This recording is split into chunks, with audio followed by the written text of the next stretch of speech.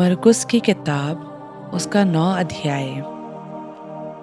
यीशु ने उनसे कहा, मैं तुमसे सच कहता हूँ कि जो यहाँ खड़े हैं उनमें से कोई कोई ऐसे हैं कि जब तक परमेश्वर के राज्य को सामर्थ्य के साथ आते हुए ना देख लें, तब तक मौत का स्वाद बिल्कुल भी ना चखेंगे। 6 दिन के बाद यीशु ने पतरस और याकूब और यूहन्ना को साथ लिया और अकेले में किसी ऊंचे पहाड़ पर ले गया।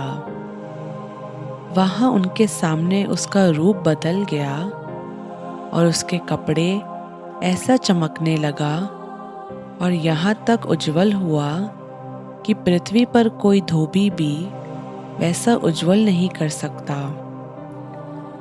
और उन्हें मूसा के साथ एलिया दिखाई दिया। वे यीशु के साथ बातें करते थे। इस पर पतरस ने यीशु से कहा, हे रब्बी, हमारा यहाँ रहना अच्छा है, इसलिए हम 3 मंडप बनाएं, एक तेरे लिए, एक मूसा के लिए और एक एलिया के लिए, क्योंकि वह ना जानता था कि क्या जवाब दे, इसलिए कि वे बहुत डर गए थे।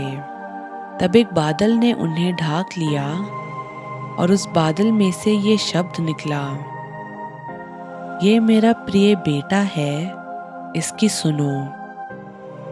तब उन्होंने एकाएक चारों ओर नजर घुमाई और यीशु को छोड़ अपने साथ और किसी को न देखा। पहाड़ से उतरते समय यीशु ने उन्हें आज्ञा दी कि जब तक इंसान का बेटा मरे हुओं में से ना जी उठे, तब तक जो कुछ तुमने देखा है वह किसी से ना कहना।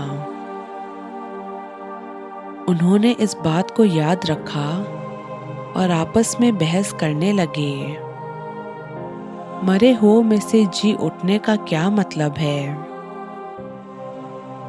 और उन्होंने यीशु से पूछा, शास्त्री क्यों कहते हैं कि एलिया का पहले आना जरूरी है? यीशु ने उन्हें उत्तर दिया, एलिया सचमुच पहले आकर सब कुछ सुधारेगा, लेकिन इंसान के बेटे के बारे में ये क्यों लिखा है कि वह बहुत दुख उठाएगा और तुच्छ गिना जाएगा। लेकिन मैं तुमसे कहता हूँ कि एलिया तो आ चुका, और जैसा उसके बारे में लिखा है, उन्होंने जो कुछ चाहा उसके साथ किया। जब वह चेलों के पास आया तो देखा कि उनके चारों ओर बड़ी भीड़ लगी है और शास्त्री उनके साथ बहस कर रहे हैं। उसे देखते ही सब बहुत ही हैरान होने लगे और उसकी ओर दौड़कर उसे नमस्कार किया। यीशु ने उनसे पूछा, तुम इनसे क्या बहस कर रहे हो? भीड़ में से एक ने उससे उत्तर दिया, हे गुरु, मैं अपने बेटे को, जिसमें गूंगी आत्मा समाई है, तेरे पास लाया था। जहाँ कहीं वह उसे पकड़ती है, उसे पटक देती है और वह मुंह में झाग भर लाता और दांत पीसता और सूखता जाता है। मैंने तेरे चेलों से कहा कि वह उसे निकाल दे, लेकिन वह निकाल न सके। ये सुनकर यीशु ने उत्तर देकर कहा, हे विश्वास में कमी के लोगों, मैं कब तक तुम्हारे साथ रहूँगा और कब तक तुम्हारी सहूँगा? उसे मेरे पास लाओ। तब वह उसे यीशु के पास ले आए, और जब यीशु ने उसे देखा तो उस आत्मा ने तुरंत उसे मरोड़ा और वह जमीन पर गिरा और मुंह से झाग बहाते हुए लौटने लगा। यीशु ने उसके पिता से पूछा, इसकी ये दशा कब से है? उसने बताया, बचपन से। उसने इसे खत्म करने के लिए कभी आग और कभी पानी में गिराया। लेकिन अगर तू कुछ कर सके तो हम पर तरस खाकर हमारा उपकार कर। यीशु ने उससे कहा, अगर तू कर सकता है, ये क्या बात है? विश्वास करने वाले के लिए सब कुछ हो सकता है। लड़के के पिता ने तुरंत गिड़गिड़ाकर कहा, हे प्रभु, मैं विश्वास करता हूँ। मेरे विश्वास की कमी का उपाय कर। जब यीशु ने देखा कि लोग दौड़कर भीड़ लगा रहे हैं, तो उसने बुरी आत्मा को ये कहकर डांटा, हे गूंगी और बहरी आत्मा, मैं तुझे आज्ञा देता हूँ, उसमें से निकल आ और उसमें फिर कभी प्रवेश न करना। तब वह चिल्लाकर और उसे बहुत मरोड़कर निकल आई और लड़का मरा हुआ सा हो गया। यहाँ तक कि बहुत लोग कहने लगे कि वह मर गया। लेकिन यीशु ने उसका हाथ पकड़ के उसे उठाया और वह खड़ा हो गया। जब वह घर में आया तो उसके चेलों ने अकेले में उससे पूछा, हम उसे क्यों ना निकाल सके?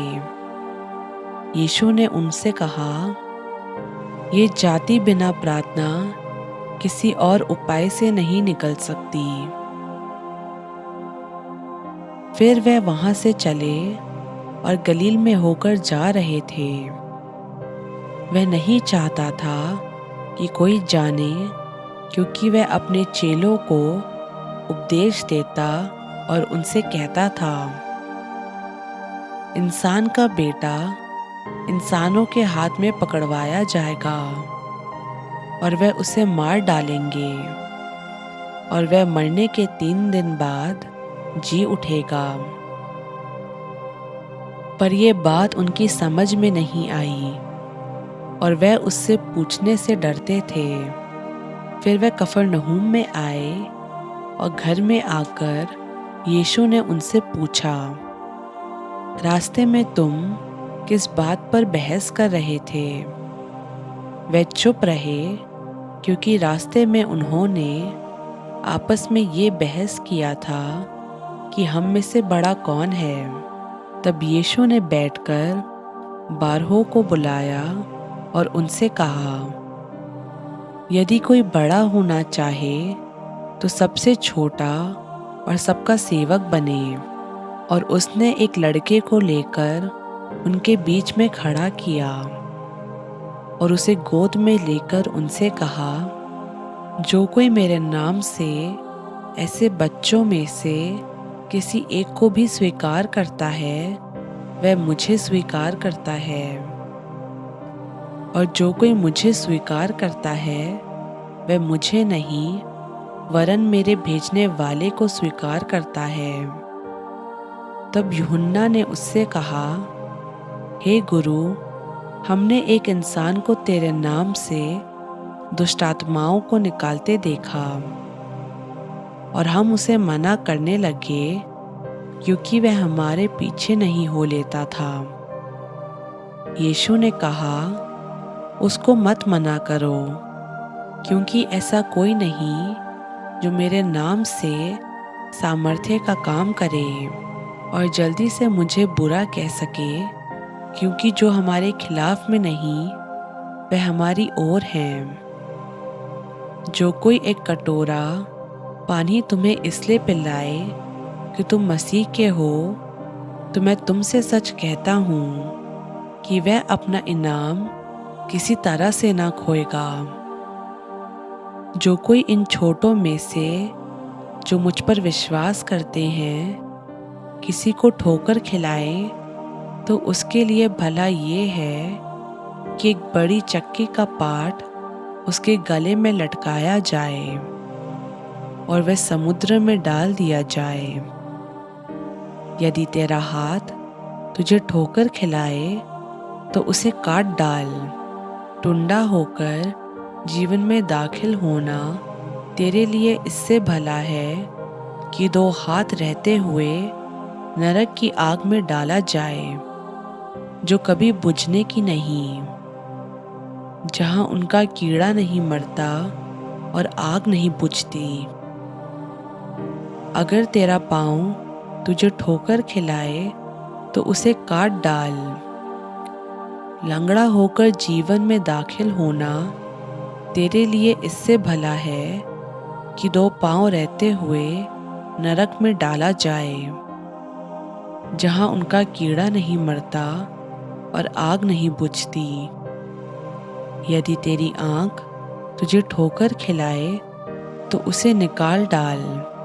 अंधा होकर परमेश्वर के राज्य में दाखिल होना तेरे लिए इससे भला है कि दो आँख रहते हुए तू नरक में डाला जाए, जहां उनका कीड़ा नहीं मरता और आग नहीं बुझती।